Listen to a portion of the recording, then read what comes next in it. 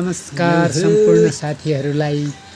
आज हामी दुईजना भान्सु म्याडम र स्वर्गद्वारी चढाइमा छौँ है हामी। स्वर्गद्वारी धरमपानीदेखि अलिकति तलतिरबाट भर्याङ सिँढीहरू बनाइएको छ र हामी चाहिँ सिँढी चढ्दैछौँ। अहिले 10:15 भइराखेको छ। घाम एकदमै तकिलो छ तर मौसम एकदमै सफा छैन, त्यसकारण वातावरण धमिलो देखिएको छ। समात्ने रेलिङहरू समात्दै हामी चाहिँ राखेका छौँ। यसै चाहिँ रेलिङहरू छ, बाँसको सैपाको रुखहरू छ र यो एकदमै उच्च स्थानमा पर्छ।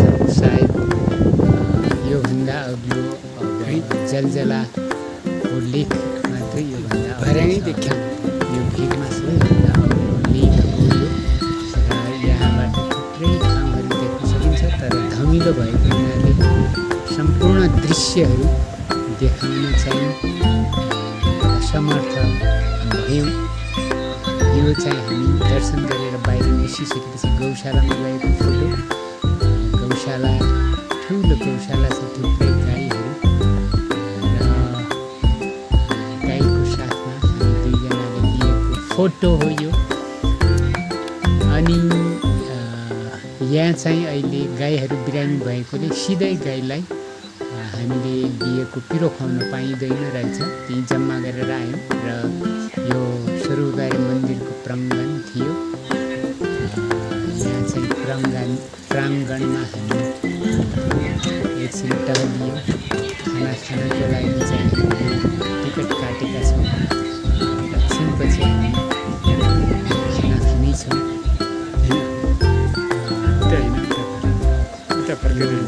मोबाइलको एडजस्टमेन्ट नमिलेको कारणले गर्दाखेरि एकदमै सेतो आयो, त्यसैले धेरै फोटोहरू खिच्न पाइएन। तैपनि सम्झना स्वरूप खिचिएको छ। आकाश निलो भए पनि बाँकी वातावरण चाहिँ अलि धमिलो देखियो। टप ठाउँ यहाँबाट चाहिँ भिङ सारी फुलहरू र माडी जो चाहिँ रापतीको शिरहरू देख्न सकिन्छ यहाँ उता। अब हामी चाहिँ यहाँको हेलिप्याडमा पुगेका छौँ र यहाँबाट चाहिँ मन्दिरको स्वर्गद्वार देखिन्छ। एकदमै मजेदार दृश्य छ। यहीँबाट अलिकति अगाडि गुफा छ, हामी त्यहाँ गुफामा पनि पुग्यौँ। मन्दिर सुन्दर मन्दिर देखिएको छ। यो एकदमै पुण्यभूमि प्युठान जिल्लामा पर्छ यो, यहाँहरूलाई थाहा छ होला। र यहाँबाट एकदमै अग्ला लेखहरू हिमालहरू देखिन्छ, तर आज धमिलो भएकोले हिमाल चाहिँ देख्न पाइन्छ। मधुरो लेखहरू चाहिँ देख्न सक्छौँ। एकदमै घना जङ्गल, योभन्दा पहिला एकदमै घना जङ्गल थियो, अहिले चाहिँ वन विनाश भएको देखियो। र अब हामी चाहिँ ओह्रालो दर्शन गरी सिद्धाएर खानासाना खाएर ओह्रालो झर्दैछौँ।